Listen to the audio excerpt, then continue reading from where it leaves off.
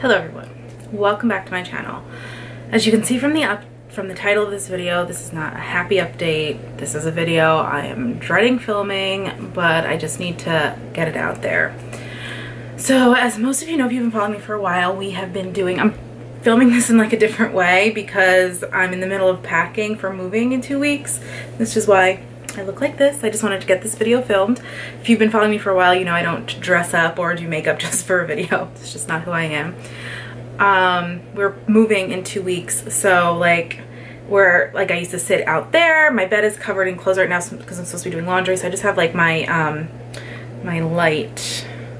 I just brightened it. Sorry if it just like drastically changed. I just have my light standing in front of me. I'm standing next to my dresser. If you've been following me for a while, you know that we have been struggling with infertility and IVF. If you're new to my channel, welcome. I'm sorry that you're finding me in this sad video, but hopefully it gives you hope. That's why I'm doing this video. It's why it's very hard for me to share this IVF stuff because it's so emotional for me, but the more I share, the more I hear other people's stories, and people tell me that like my videos give them hope. So I'm thinking I might share a little bit more about our struggles with IVF and such. Sorry to get off topic again. I'm like the worst at these kind of videos. We started IVF, just a quick little backlog. We started IVF in May of 2018. That was our first egg retrieval. I have a full video on all of this. I'm just giving you like a quick recap of like our history. We did our first egg retrieval in May of 2018. I ovulated early. With that cycle, I didn't get that many follicles and whatnot. So we had 4 big follicles. I ovulated early. They got 1 egg. It didn't fertilize. Fast forward, we did another round with this doctor. We paid out of pocket for the first doctor.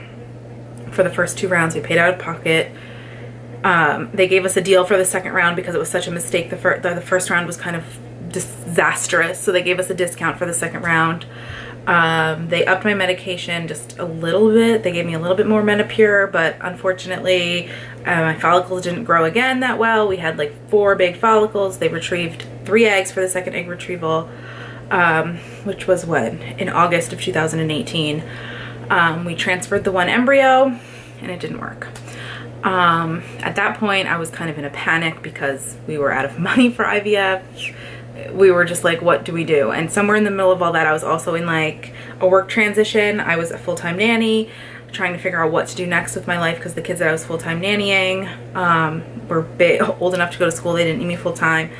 And I was planning to be a postpartum doula, but somewhere in the mix, I don't remember what happened. I guess I applied for a paraprofessional position in the district that I live in. They called me for an interview. It was full-time. They offered great benefits, and I was like, this is just meant to be. So I took the job so I can have IVF coverage. It's an amazing, the job pay sucks, but it's worth it for the IVF, and I actually really, really love what I'm doing now. So we did another, fast forward, we did another egg retrieval in December of 2018 with the new doctor. I ovulated early again. They got 2 eggs, 1 fertilized, and 1 it made it to the blast stage, day 6. Usually you transfer a day 5 blast. This made it day 6. I went in for the transfer. It worked. It was our miracle baby, miracle everything. I miscarried at 5 weeks, 2 days. Devastated, obviously. And then I didn't really take any time in between that. When I got my period in January, I kind of started prepping for an egg retrieval in February. That egg retrieval was our 4th egg retrieval. It was our best egg retrieval yet. We got 11 eggs. It was like a mishmash of like things fertilizing. So I think the first day 6 of the eggs were mature. The next day 1 egg matured. I don't know how that happened. So 1 egg fertilized and froze, made it to a 5-day blast, and then 2 made it to 6-day blast, frozen, and then I have the 4th one frozen that was like a late maturing egg, a late developing egg. We still have it frozen. We did a freeze-all cycle because my one of my hormones were a little raised. I think it was my progesterone. So we froze 4 embryos. I'm so sorry if this is all over the place. This is obviously a lot for me. We've gone through a lot. But so we had 4 frozen embryos. So we froze all of them, and then we did an FET in April. It worked. We transferred 1 embryo, miscarried again at 5 weeks, 3 days, just around the same time. And this time, since we had 2 miscarriages, they did a whole panel of blood work. I don't know if the fan is on. I don't know if you hear it. I'm sorry if you do. They did a whole panel of like miscarriage blood work. They did our karyotype testing. Both of us have all normal chromosomes. Everything came back normal on my blood work except the MTHFR gene mutation, and I have both versions of the mutation. And my doctor kind of made it seem like it wasn't that big of a deal, but according to my research, it can affect miscarriages and stuff. So I'm thinking all of those eggs from my last egg retrieval probably weren't the greatest, because we miscarried those 2 times, and then obviously this miscarriage. So we transferred 2 embryos this time. 1 stuck. We were able to see it on the ultrasound at 5 weeks, 4 days, and then we went back a week later hoping to hear the heartbeat, and we did. It was just measuring a week behind, and it was the heartbeat was 88 beats per minute, and around 7 to 8 weeks it should have been a little bit high. It was like a little bit, I think 90 to 120 is normal at that point, and ours was 88, so I was kind of holding on to hope that it would grow, but the fact that it was a whole week behind kind of made me nervous. But I was really praying and hoping that it was like one of those like comeback stories and it would have been fine. But so we did that on what day was that? Where's my phone? We went in for the ultrasound for the heartbeat on October 4th, and that's when like everything made me nervous. And over the weekend I just tried to stay positive. I just tried to pray a lot, and I'm not like, I believe in God and I believe in those kind of things. I'm just not a church goer, so I don't know if I'm praying properly. I don't know if there's a right way to pray, but I was just like asking God for a miracle. And so Monday, October 7th, I just had like this feeling in my gut that I just needed to get in there. They weren't going to see me again until October 11th, which was Friday, and I just needed to know if it was growing or not. I called and I wanted to be seen on October 9th, which was a Wednesday because I had off from school, but they also observed the Jewish holiday, so they only did monitoring appointments on Wednesday, so they had me come in on Tuesday, October 8th. I was so hopeful that I didn't even have Rob come with me. I was dressed for work. I had everything to go. I was hoping to go in there and then say, yeah, it's measuring, like on track now, everything is fine, but unfortunately there was no heartbeat. There was nothing. It stopped growing. It was measuring still a day behind the last week's measurements. So it was just a horrific experience because she kept having to like just take pictures, I guess, to make sure that what was going on in there was really happening, and I just wanted it out. I didn't want to see it on the screen anymore. It was just like heartbreaking. And so after my meltdown in the doctor's office, I just needed something. And the doctor kept saying, she's like, it's probably your eggs, which is why you're miscarrying. And I didn't want to do another egg retrieval to test things. It was offered to me before we transferred this time. And so I'm thinking it's my eggs that are bad. This is not even in order of the story. I'm sorry, guys. So no heartbeat. There was an awful day. And then we went in on Friday for the D&C. Now we have nothing. So there's my IVF update, guys. We just had our 3rd miscarriage. We transferred 2 beautiful embryos. They were rated, I think they were 6-day blasts, but they were a 4AA and a 4BA or 4AB. I forget which one it was. But it just goes to show you that the rating of these embryos means absolutely nothing. So you might be thinking, what are your next steps, Jeana? So I'm the kind of person that needs to dive right into something else.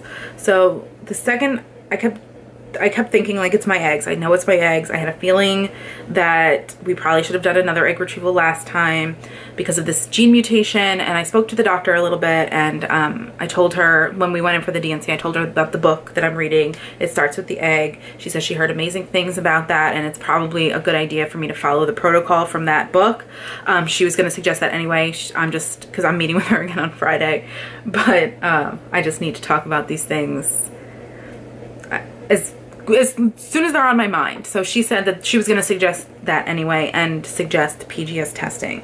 So as you guys remember, before I was prepping for this transfer, I was kind of like cleansing myself.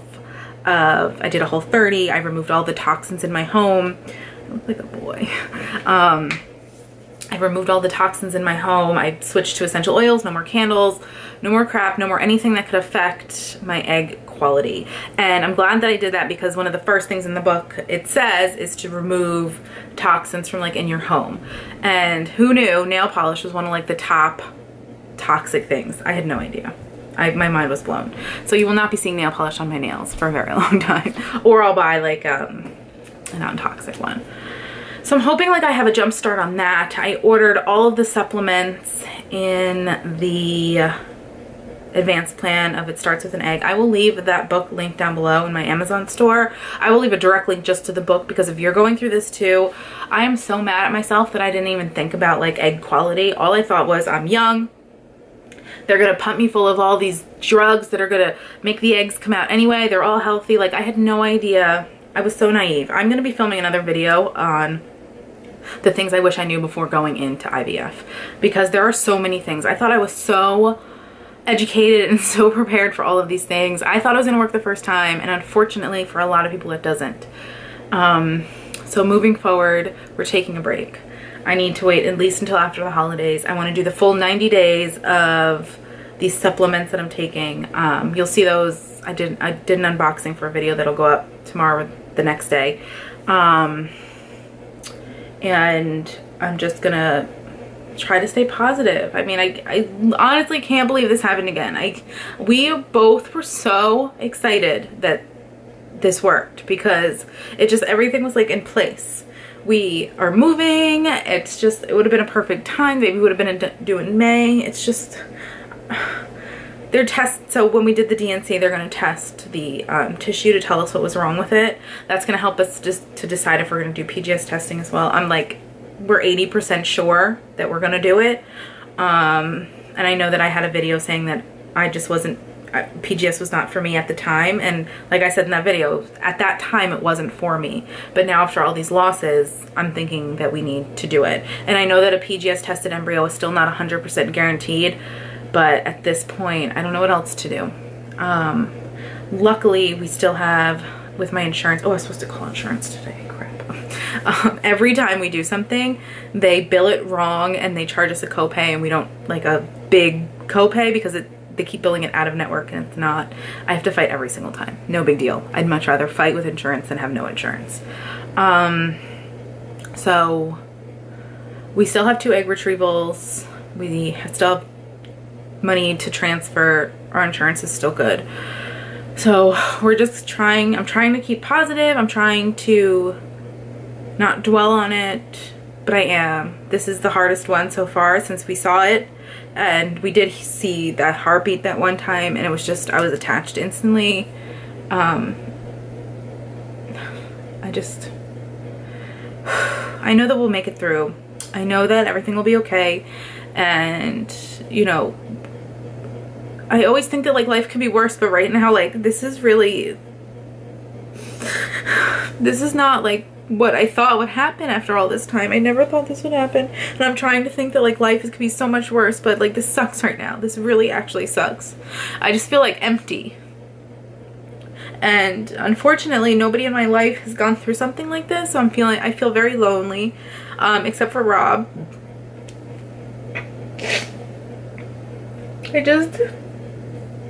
It sucks that nobody can relate to like what I'm going through. And I'm taking it out on like people. Like I can't, I'm having a hard time talking to friends of mine, and I hope they understand. I know that a lot of you follow me because I'm always positive and I always look for the good in everything, but this time it just actually sucks. And I know that like in a few days, in a few weeks, I'll have a totally different perspective, but right now this just sucks. And I'm gonna try my best to do everything that I can to make my eggs the best they could be for the next egg retrieval. That's all, guys. I'm sorry for being hysterical. If you've gone through this, please let me know. I would love to connect with you. It's such a lonely experience when you don't have anybody in your life that you can connect with that have gone through this. But thank you guys so much for watching this video. If you want me to share more of our IVF journey, please let me know. I think that I will. I was talking to my sister yesterday, and I think the time I'll share a little bit more about everything, because I've searched for so many videos to get like hope and stuff, and it just helps me so much. And if I could help just like one other person, then this is all worthwhile, because it's such a hard thing to go through. And I envy anybody who goes through this and it works the first time. Like, God, I was so naive when starting all of this. I'm gonna stop blabbering on now, guys. Thank you so much for watching this video. Don't forget to subscribe to my channel if you haven't already, and I'll see you in my next video, which should be happier. Bye.